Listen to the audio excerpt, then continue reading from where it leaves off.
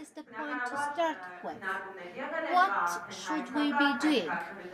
Of course, there is a concept paper which is put on table, but as a result of this conference, what can be our recommendations, both from our international experts as well as from the participants of the conference and the general public of Armenia, which is actually the beneficiary of any policy made. So Hovhannes is now with us. Hovhannes is a specialist on public finance. Let's give him the floor to share the context of in Armenia, and then it will be followed by discussions. So, would you like to start now?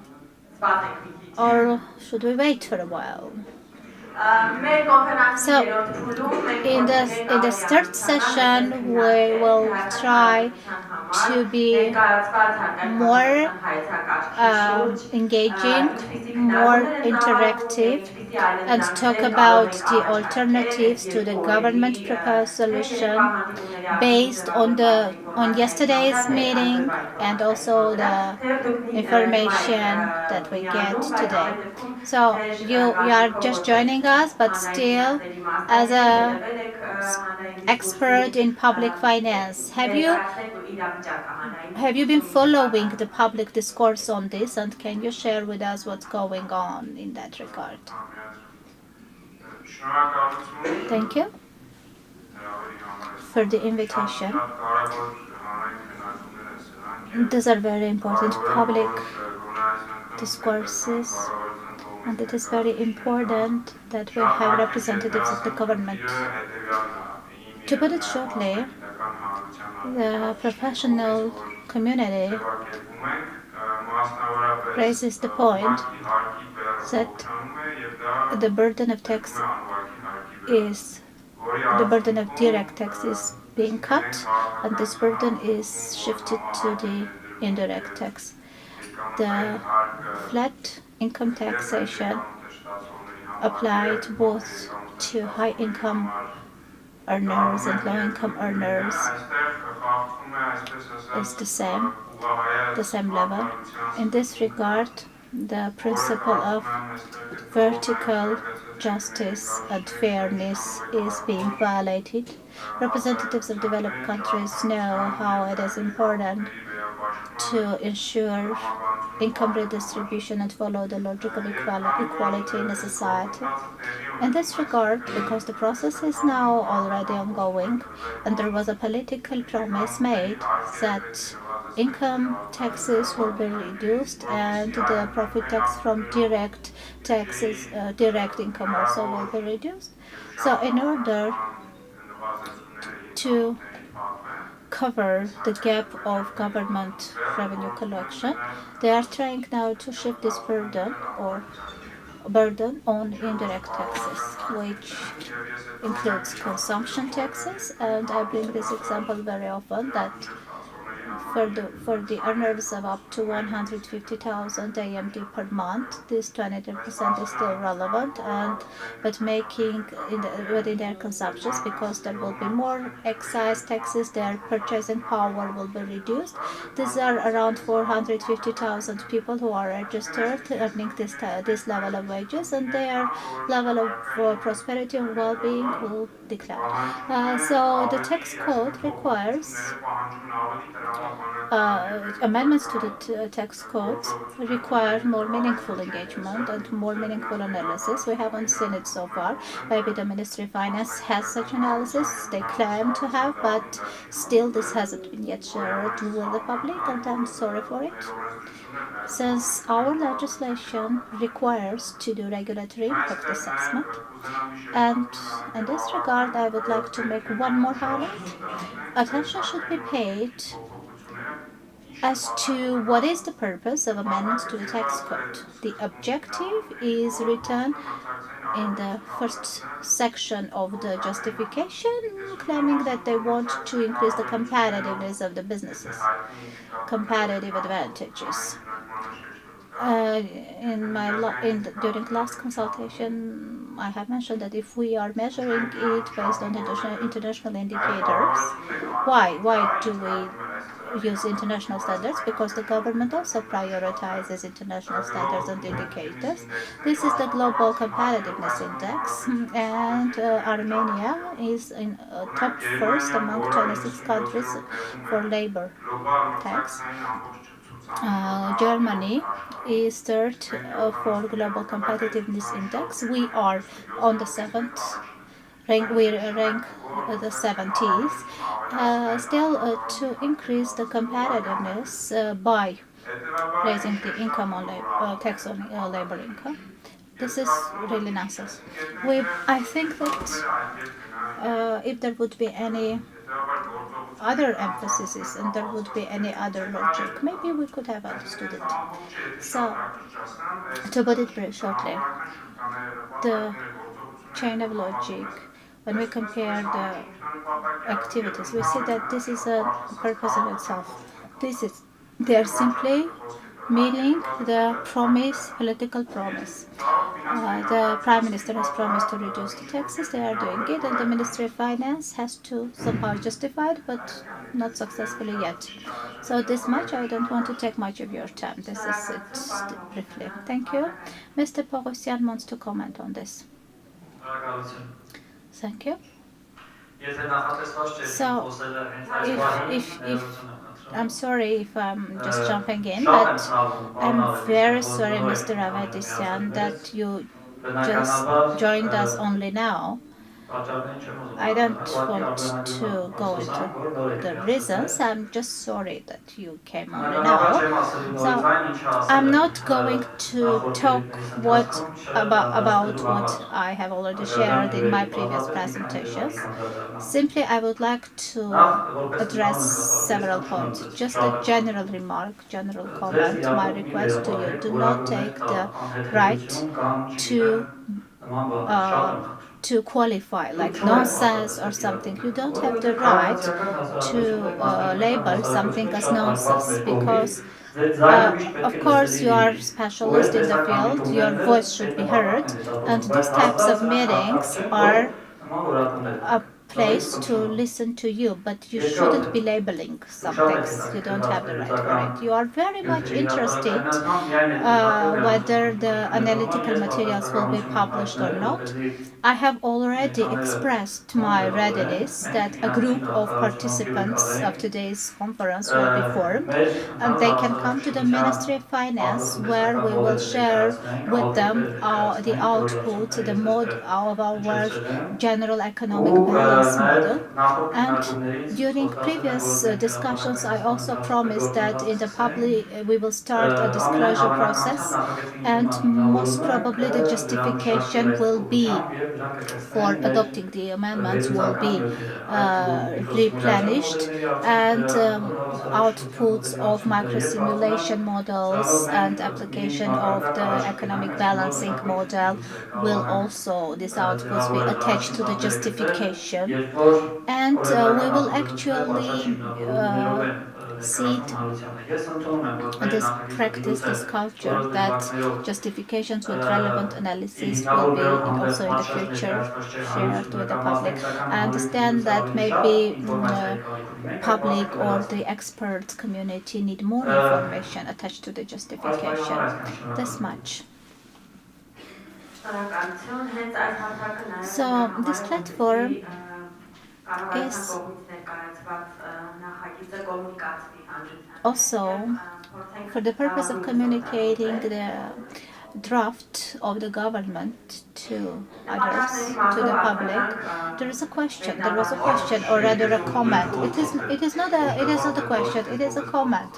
As an active representative of civil society, I am head of the Association of Lawyers and Psychologists. For me, this meeting is very important, and the economic comments and the practices shared by the well-esteemed expert is very important. I don't want to focus on it from the perspective of the civil society. I would like to highlight another aspect.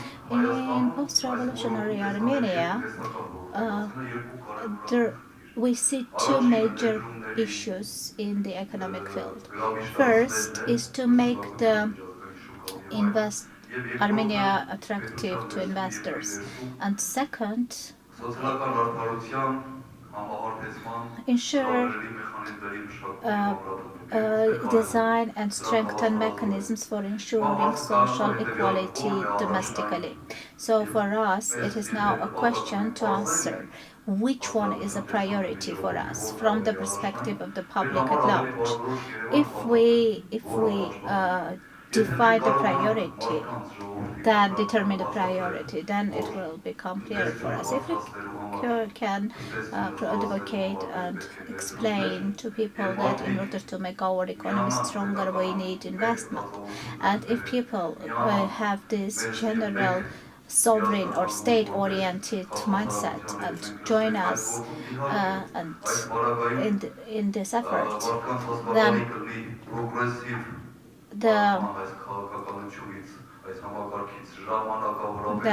this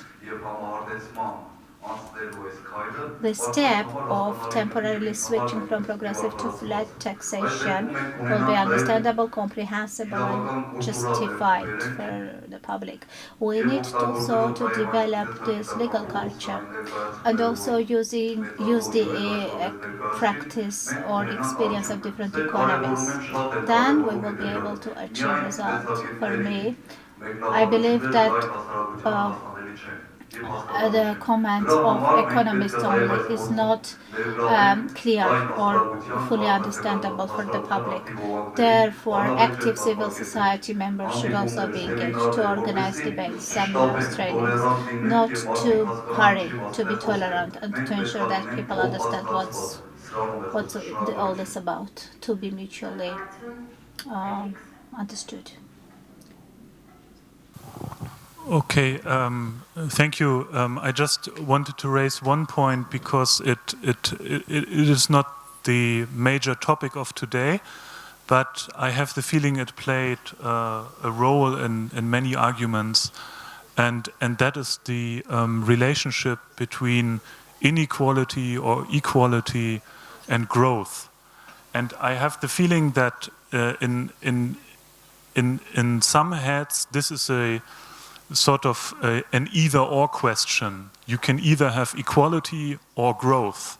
And I just wanted to point to the fact that it's, as far as I know, in the international debate between economists, it's not a decided question. And leading institutions like World Bank and IMF have started to raise this issue in the last 10 years, that inequality actually harms growth, and that you can have both. You can have more equality and you can have economic development at the same time. So, I just call. I want to remind of that and call for carefulness with these kind of arguments, because at least from my country, Germany, it was completely destroyed in the Second World War, and it was rebuilt not with a flat tax, but as it was in the presentation of Norbert Walter-Borjans, with a progressive taxation system. So the development of the German economy in the 1950s and 60s was possible from a very poor state to a very rich state with a progressive taxation and with higher equality than we have today. That's what's my comment.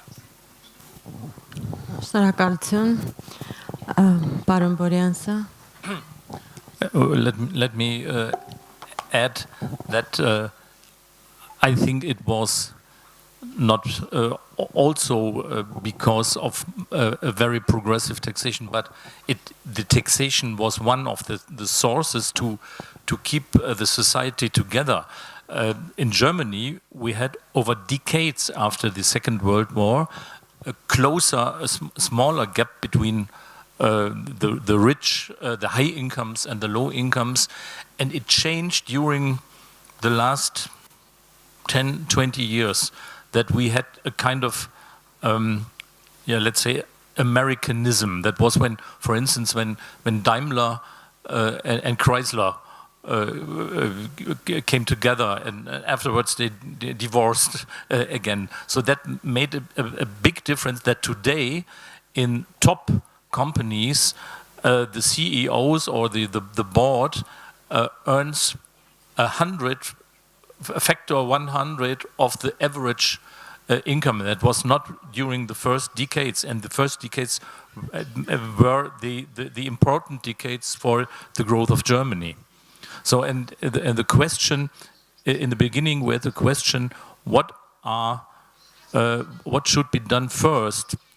I think that we in Germany now have the challenge that some groups in the society fighting for the higher incomes, that they make a bigger gap between the people and the state.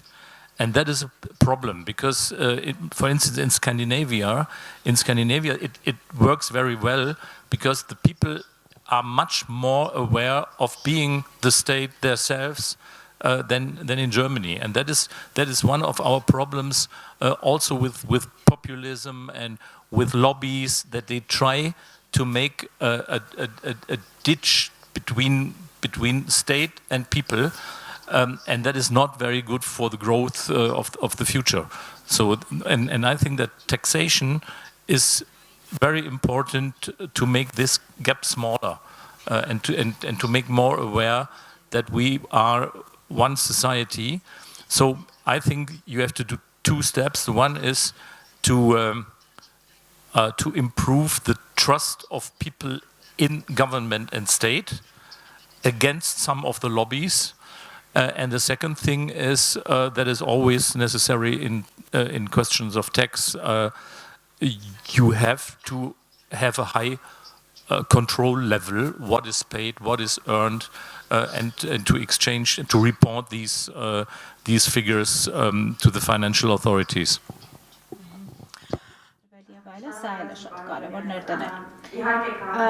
Of course, any type of politics or policy is implemented for the human. As a citizen, I believe any policy should be human-centered. In personal opinion, there shouldn't be this cut from the government or gap between the people and the government. I believe current government has high level of legitimacy. I believe that the communication with the public should be done at such a level as to ensure the legitimacy and not to create this gap between the public and the government. I am Hovhannes. I am from the Office of Economic Analysis from Armenian Revolutionary Party.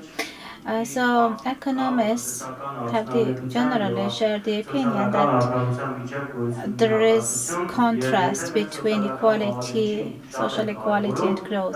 If we attach too much importance to social equality, it leads to negative output in terms of growth. This is outdated approach. It is not possible to raise the life standard. Actually, the government can regulate this by provision of public services, and in this regard the aspect of social justice comes into play. We shouldn't look everything from the perspective of efficiency only, because there are other theories and other well justified models which provide for equality and harmony in a societies. The societies which is polarized cannot reach equality, and progressive taxation is called to fill this gap. A few words on our model. Flat rate has been spoken a lot, especially by the representatives of new liberal school. But this became more tangible when 2 years ago, the central government elaborated a document where the flat rate was recommended.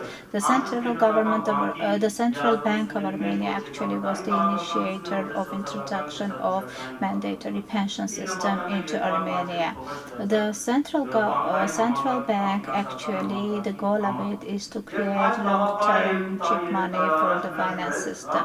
So this flat rate proposal by the central bank was refused a few years ago. The new government came into power, bringing forward the flat taxation without having in-depth analysis, just bringing the argument that progressive taxation is a barrier for us to achieve economic growth. But at the same time, the government declares it wants to create inclusive economic system, and it's impossible to develop inclusive economy without using progressive taxation tools in it. The taxation reform should be beneficial also for low-income earners or the poor systems, but this proposed system is proving just the vice versa, that the larger and wealthier are going to benefit.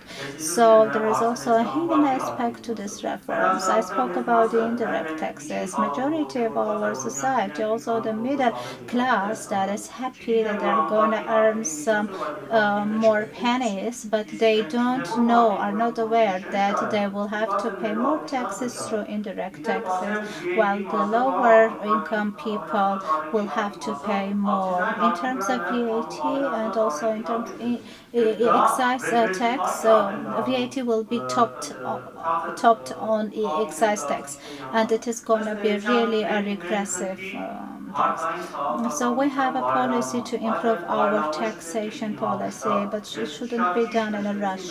And as rightly mentioned by our panelists, there should be institutional reforms initiated. Our tax administration bodies should be improved. The service providers should have the chance to operate, and only in this regard we can speak about radical changes. Of course, the system of income reporting should be changed.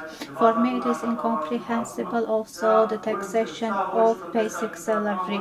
This doesn't fit into any logic of economic theories when the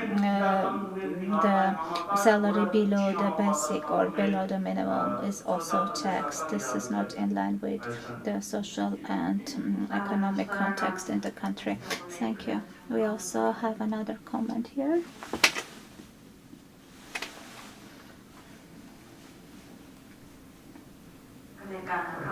So, Karin Azarian, European Union, responsible for trade issues. The European Union, I would like to thank for this event, for the presentations, for this interesting inputs, insights, and this interesting platform.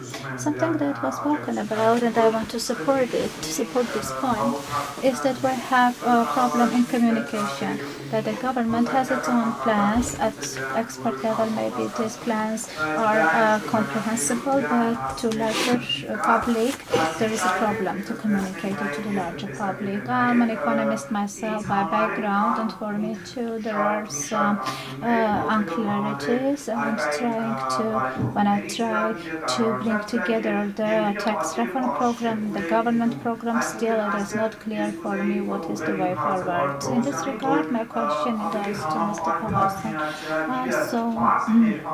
It would be good to have one comprehensive program where all institutional solutions would be elaborated, and our well-esteemed expert from Germany gave the full picture. So it is good to have this full picture. In Armenia, we don't have a full picture as to what is going to be our final result in the end upon completion of this reform. Not to see it would be good to see this general output for short-term, long-term, also mid-term perspective. If this is something temporary, what will be the next steps and what will be the final result? So it is also clear that we need I see that there is a lack of instruments which will affect the general way of thinking. We need also to change the culture. If we go back to the Soviet Union, people were used to somehow cheat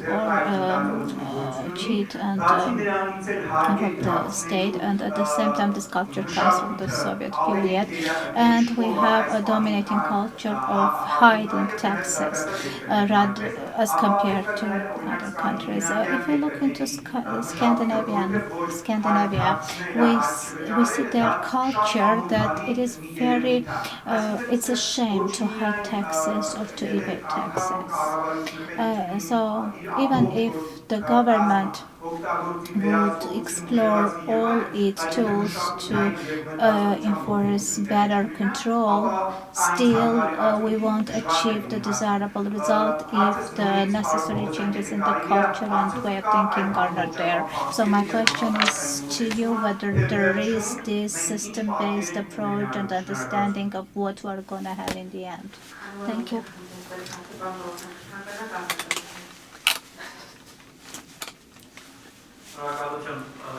Thank you for the question and for giving me the opportunity to respond. I fully agree with colleague. Of course, it would be better if we have a full diagnosis of the situation, then a concept document based on that, then that has been discussed widely, like today, for example, which would then result in consensus, public consensus, and then we would then do the technical job of getting a draft legislation based on this conceptual document and then adopt this legislation.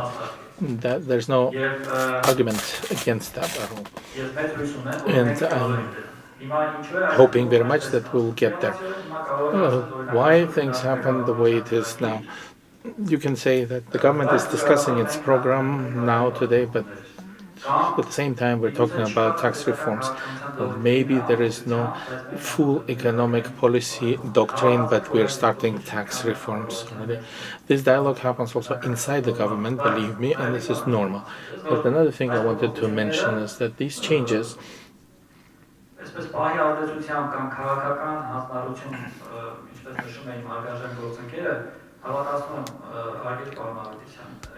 it's not a matter of political preference right now. The political team is not a hostage to its pre-election promises. This is an intentional step that we're taking. And where does this come from? If you look at the concept for development of the tax code, you will see that this policy is very much in line with this conceptual document, the main direction thereof, which has been discussed many, many times. At least 18 interagency discussions in the Ministry of Finance tax reform group, and we had international organizations and also society involved in these discussions. And the changes that were included in the conceptual document that for whatever reason were not implemented for subjective or objective reasons are there. For example, there's more ambitious things there. For example, 20% flat tax rate, aggressive increase in excise taxes, for example. You may disagree with our position. You may think that it's wrong to increase excise taxes, but we think it is good. In the European Union, excise tax is 70 euros.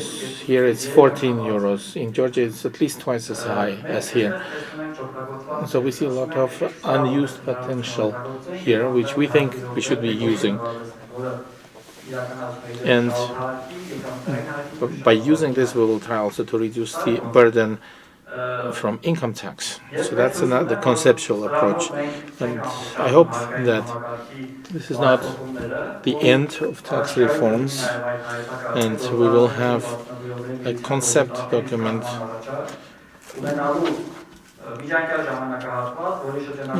There's proposal to have some kind of interim period during which the specialists, civil society, professionals will come up with a solidarity document that will then outline our activities, what we need to do and when we need to do. And if we come to an agreement, then we'll try implementing this timeline.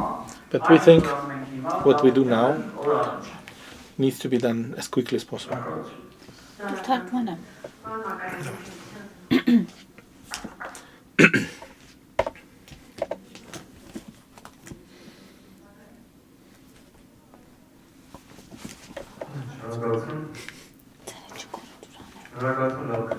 Thank you for a good discussion.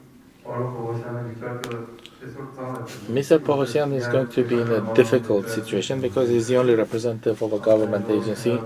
Because of the discussions at the National Assembly, everyone is now at the Parliament discussing government program, so he's the only one here.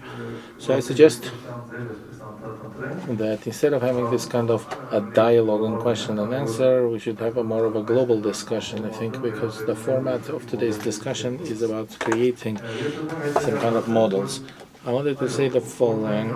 In the Soviet times, or since the Soviet times, where everything was public, but because it was public, it was nobody's really, people used to steal. People didn't understand what public was, and they didn't understand the benefit of public property. But by inertia, we have the same situation here because the change of generation hasn't happened yet. People still approach public property as they did before. In the previous roundtable discussion, Avetiyan said, talked about supervising businesses and trusting businesses or not trusting them, but we need to remember also about trust towards the government. We shouldn't forget that. I would like to know, how do they try to get the trust towards the government in countries like Germany, for example? In Armenia, we have high unemployment, a lot of poverty, and the social component draws the economic component back. We cannot take courageous steps to promote economic growth often because citizens are concerned that some inequality will happen and then some social groups will suffer. So we need to balance it somehow. But also we need to remember, ladies and gentlemen, that when we talk about taxes on salaries, we need to create some kind of motivation in order for the country to become competitive, for the economy to develop. I've said many times that productivity is extremely low in Armenia. It's not more than $10,000 a year. And paying salary, paying taxes, having profit, reporting all the profits, having no corruption, in these conditions it's nearly impossible. It's very difficult. In European countries, my colleagues will confirm, productivity is $110,000 to $120,000. In Switzerland, it's $130,000. So we need to create some kind of tools that should help increase productivity of labor. Then they could pay more salaries, or maybe we can create some kind of temporary taxation regimes to help employers get more resources to make sure that they can keep the best workers. Also, what about education? Because when we look at that, when we discuss only one component, you cannot address all economic issues with just one component. We need to address 4, 5, 6 different issues, and we have to find a balance between them. And since the government has written in its program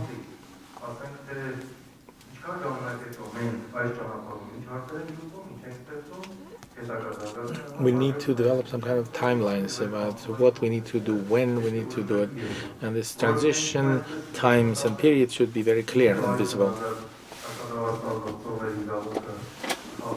so that we don't now think that people who receive 110,000 or 150,000 grams, their rights are violated because the excise taxes also increase, and so the tax burden on them increases, or that if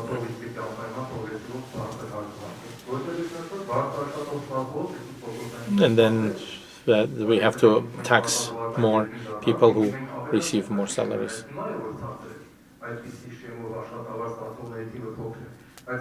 We need to increase the number of people who get more salaries. So the people now who make high salaries, it's not their fault that they're getting higher salaries, and so they should not suffer. That's also injustice. And no one can say that we should sacrifice the 20% for the 80% or the 80% for the 20%. So we should not be discussing these kinds of models. So our approach should be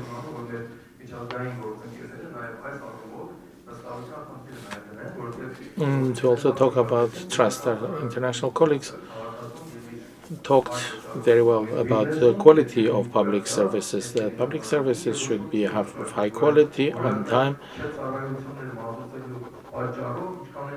And no one has calculated how much businesses or citizens suffer or how much money they lose because of the bad quality of public services. So let's balance our relationship so that we can come up with the right model. I've been told that we need to have a time limit. Beka wanted to speak first, and then Anna, Dragan, and Mr. Tevdovski. Thank you very much. I agree with the colleague or with the panelists now about the timeline, because taxes, in my opinion, are not just a tool of redistribution. Taxes are also the tool of development. And if you need the development, if you try to achieve development and fast development, you need the plan first, you need the timeline, you need the indicators of success. You need some kind of planning economy. It does not mean directly that you need the state property or something like that, or state enterprise. You need the plan how the state is leading economy. Because, you know, as I see from this discussion, you have the different goals. First goal is somehow to reduce the shadow economy. The second goal is to achieve equality and to the same time development and growth. And I totally agree with Felix that these two things, they even support each other. Where the countries which have higher inequality are growing less and slowly as a country with a higher equality. It is evident, I think. And, you know, if we think about the growth, that's why I mentioned structural change of economy and change of structure of economy.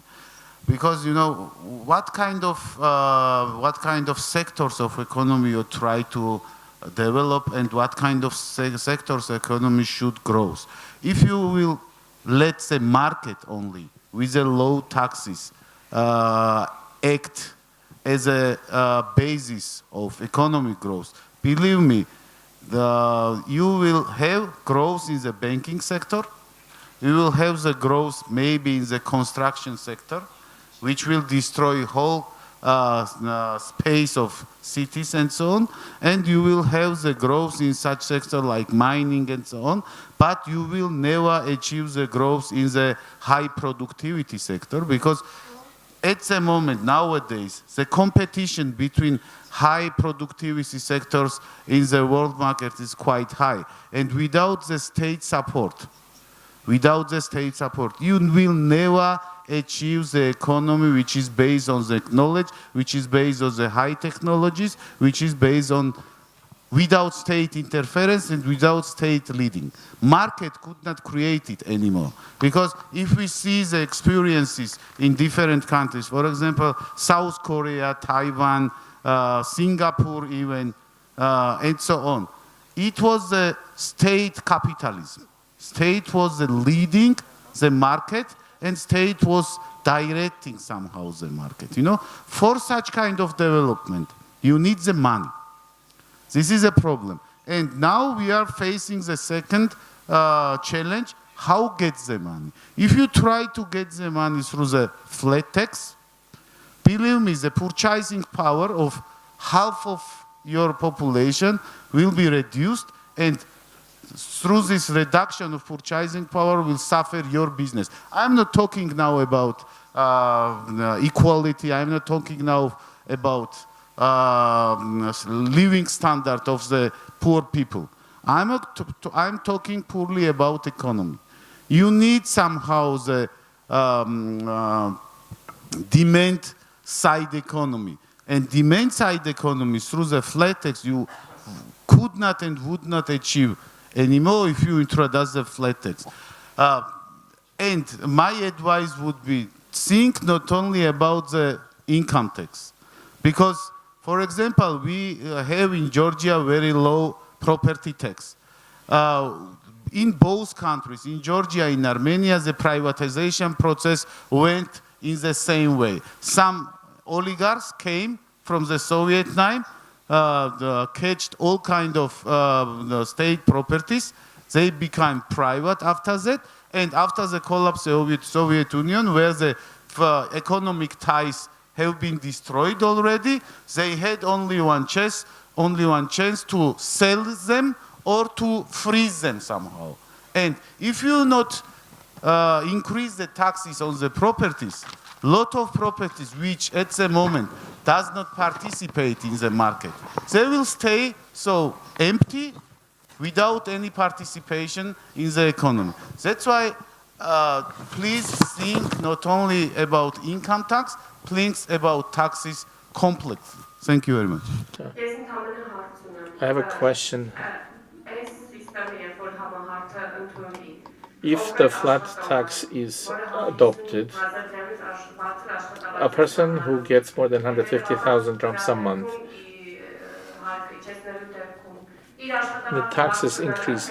Will the salary increase, or the businesses will keep that money? So the person who pays 28% tax now, for example, the 5% that they will save, will they go towards their higher salary, or it's the businesses that will keep that money? We take your question. Then the presenters can answer the questions at the end. Mr. Tevdovski wanted to say something. Thank you very much. I like the discussion, especially different angles that were open. I agree that the linkage between the inequality and the growth is very important, and also about the wages and productivity. I wanted to comment on this connection between wages and productivity, and especially the second, my comment will be about the potential productivity. I will give you also my example of my country. Since transition, the productivity growth was very bad. If I want to put it simple, it means that basically companies did not invest in new technologies, new equipment, so they use mainly the cheap labor force in order to make profits. And in 2017, in September, we decided very aggressively to increase the minimum wage. So this is not orthodox thinking, because in the all books it's written that first productivity should be increased and then to be followed by the wage growth. And there was a huge debate in the media that there will be massive layout of the workers, but do you know what happened? So we increased the minimum wage, the unemployment rate was not increased but decreased after that. We were sure in this because we know that inflation stayed the same.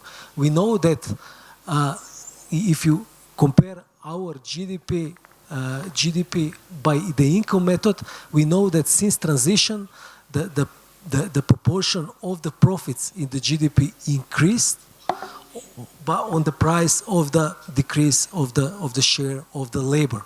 So we know that there is a pulse which the companies could use for this increase, and this is also, there is some not orthodox theories from Scandinavia. We mentioned several times. This is some Rehn-Meitner model that Scandinavia used in the after the Second World War. Now the companies that increase the wages come and start to buy equipment because because of the competition they must adapt, and our productivity also increased for the short period of time. The second thing, which is much more important, is about the potential productivity. So the very important institutions as IMF and the World Bank, especially World Bank, now is producing one index. It is human capital index. So basically, they want to calculate what would be the potential productivity of the generation which is currently in the educational system. I'm not sure about the data for here, but from my region, they're also very bad. It means that the current generation will use only the half of its own potential. The Western European countries, their current generation, which is in the educational system, they will use 90% of its potential. What is the meaning? So it means that that public education by the time deteriorated in the country because the financing is bad.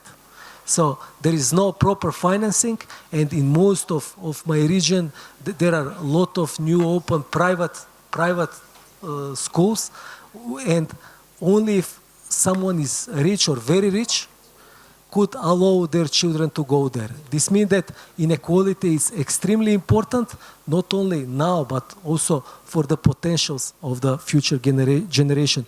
Therefore, this discussion of taxation is important, and especially in the transitional countries, we must change the paradigm of thinking that taxation is bad, but to think that taxation is basis for the future growth and future improvement of the generation. If we continue like this, the future generation, their possibilities will be much worse than of the current generation. Thank you.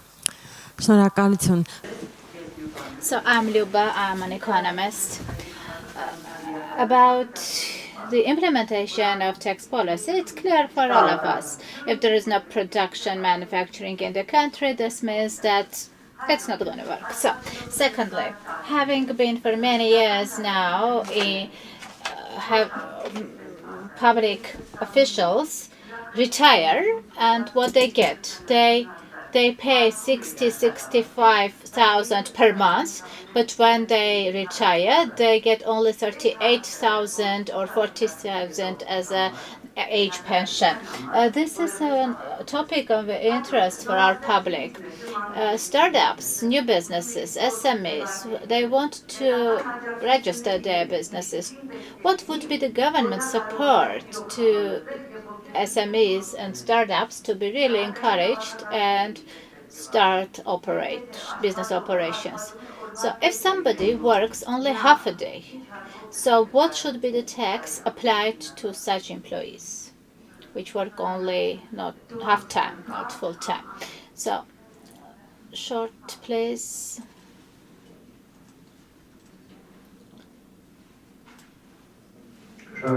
Thank you. So even during the discussions, you create inequalities. To some people, you give 10 minutes, and to us, you give only 1 minute. So if it's revolution, let's do the revolution in ourselves. If it's 1 minute or 2 minutes, let's have 2 minutes for everyone. So now, for me, it is very pleasant to be here. But I'm sorry that there are no businesses represented here.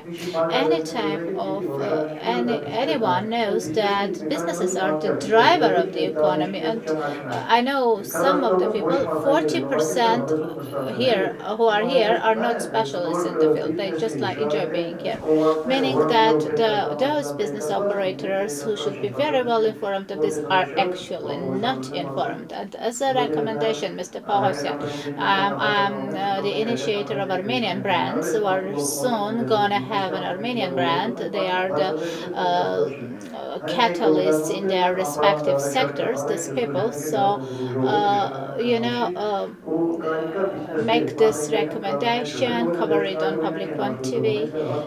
We are not the ones who will solve the problem. Businesses are the ones who solve the problems. Government officials are simply a secondary chain in this.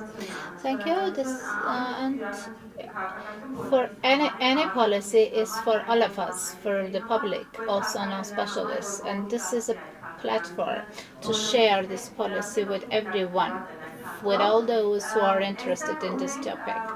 Here we have many hands raised, but we are short of time, and let's have only 1 minute of comment in this last round. I think there is one word very important now, which is a priority. It's necessary to prioritize. Now, when the program manifesto is approved, it will contain really the set of priorities. And that will be a list of tasks for the Ministry of Finance. You will see how much money you need to raise to provide investment necessary for job creation, because I think that job creation is really priority number one. So then the question about tax reform will be very much specified. How much weight you put on rising revenues, pretty fast. How much money you have for yourself to invest into tax administration, and whether you can afford thinking about flat tax, or maybe postponing flat tax because it's not a top priority. But this is absolutely normal, and I think this will be really a result of the discussion in the parliament. Thank you. I am representing the trade workers' trade union. As a regular citizen, as an economist and representative of the trade unions, I would like to have a more socially oriented bill. But definitely, it's clear for all of us that this bill has no social relevance. Still, I'm interested in two clear questions. First, to what extent this bill will contribute to our long-term development of our country's economy? And second,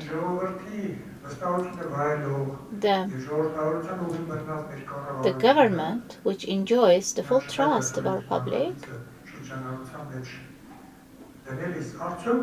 when putting this bill on the table, has the government taken into consideration that 92% of the voters are against this bill? Poghosyan, member of the Republican Union of Business Entrepreneurs, Armenian entrepreneurs.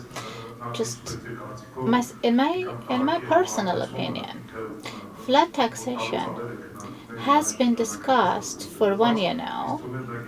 I believe its relevance is overestimated, since, just to give you some figures, we are in the Eurasian Economic Union, and 10-12% of income tax rate is applicable in EAE, and also the next factor is that the number of earners of 2 million and more, it's less than 2,000.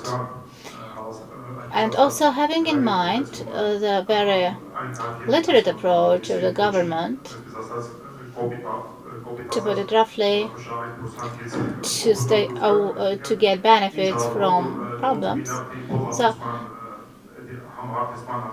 as a result of flat rate application, compensation of this 8 million will be compensated by generating revenues from indirect excise tax.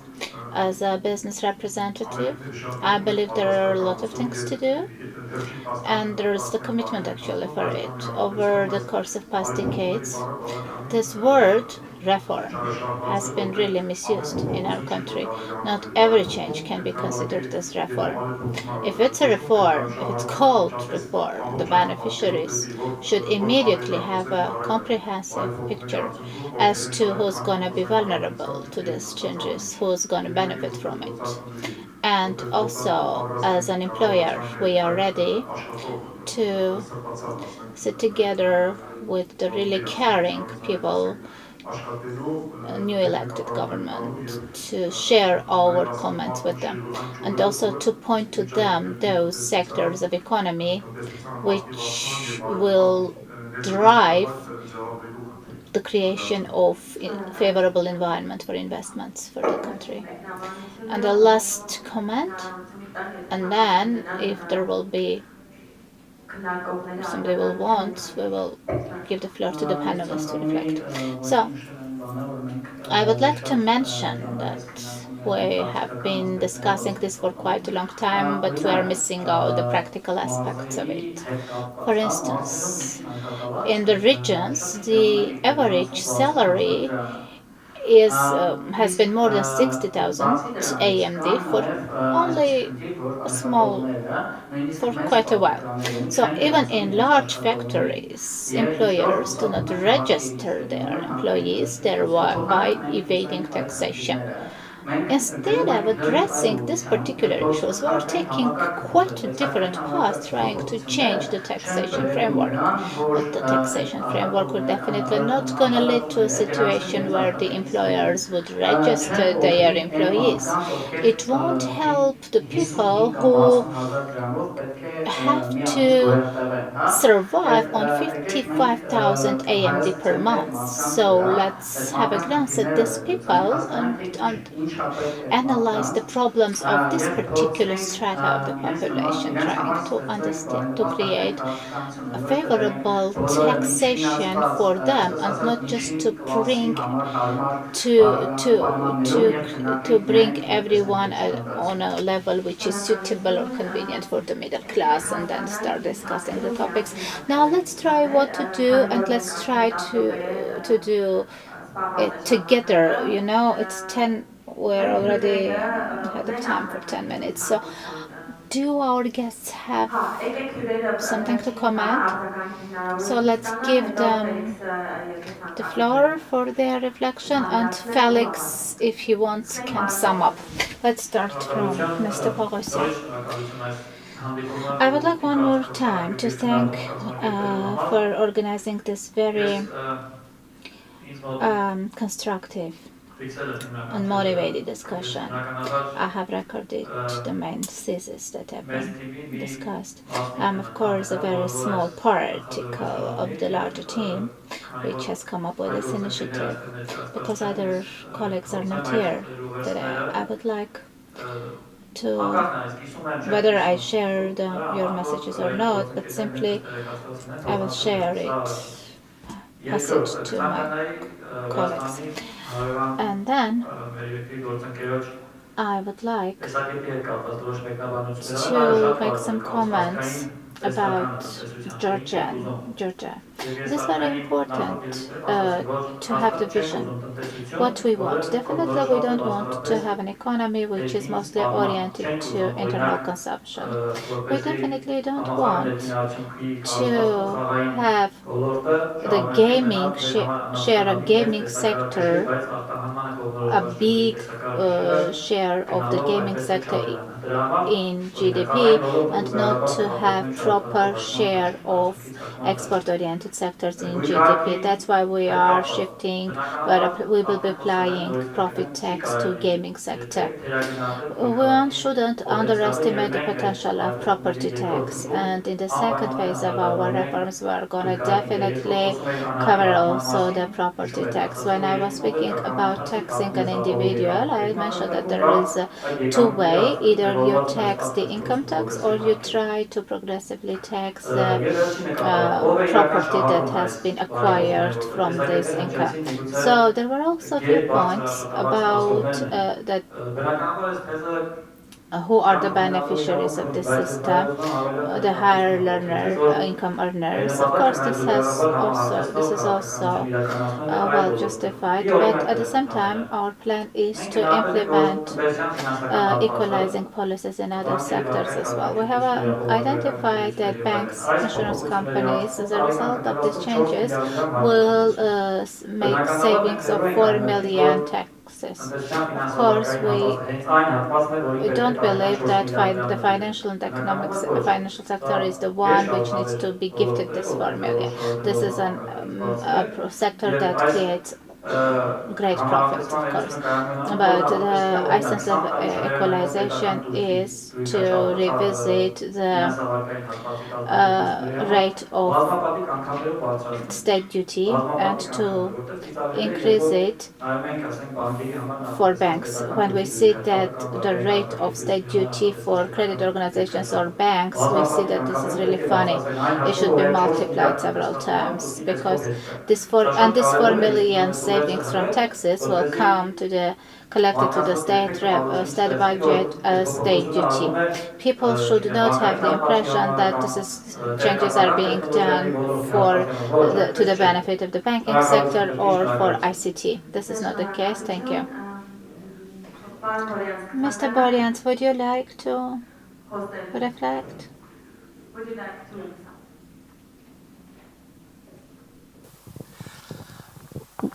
Well, I think what I learned today from all the participants is you need both. You need more consumption and you need more investment. So let's talk about consumption. We know that if you leave more money in the wallet of the lower income receivers, then that will grow consumption. So that is better than having the money in the wallet of the high incomes who don't consume all the money they earn. So insofar, equality is good for growth. More equality or less inequality. That's one thing. And therefore, I don't understand why a flat tax on income and more indirect taxes should be good for growth. I don't believe it. First thing. The second thing is investment. If you want to attract companies, I think it would be very important not to attract only the company, but also the employment. It is necessary that not only a company has its address in Armenia, not to pay tax in other countries, but to provide employment here in the country. And if that should not be low-level employment, you need education, you need infrastructure, you need state investment. So therefore, you need tax income. And you need, maybe then, I wouldn't like that as a German, but I could understand more if you had lower taxes on employing industries and companies to get them to Armenia and to produce here, or to provide services, but then the income that the people get here in the country should be more distributed to those with the average income and not with the high income, because that is the second pillar is then the growth of consumption inside the country.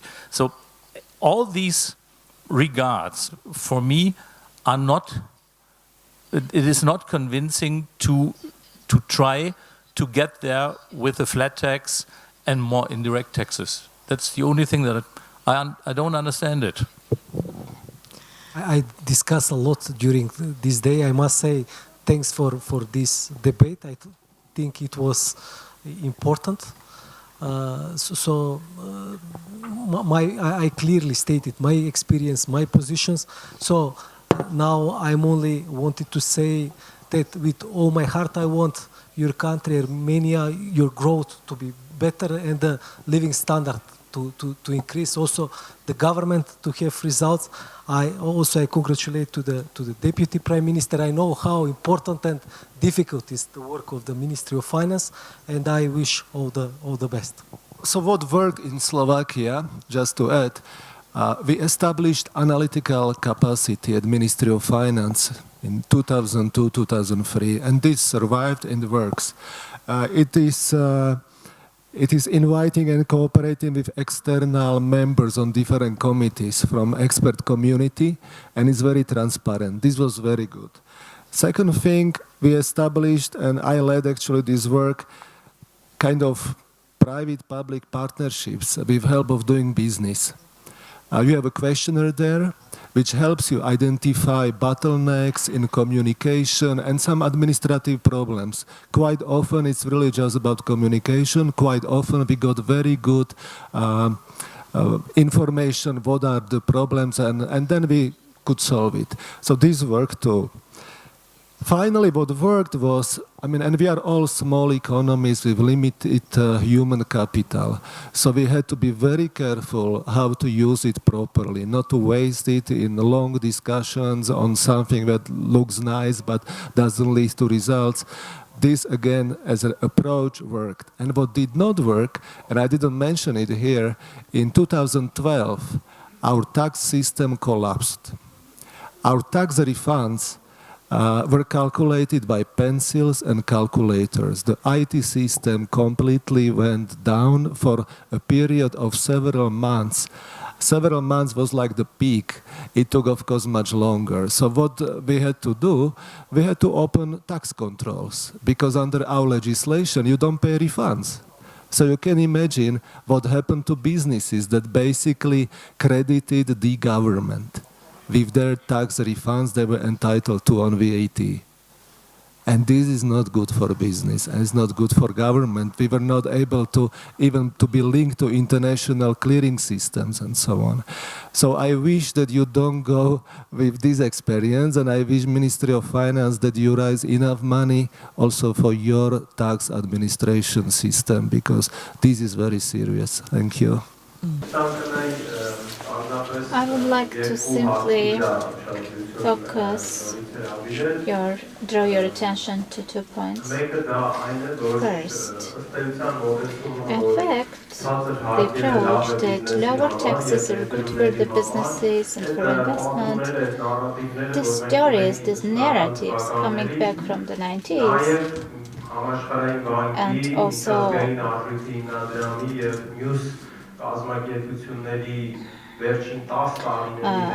have been the studies of the conducted by the World Bank and IMF over the course of past decade have suggested that these narratives have substantially changed.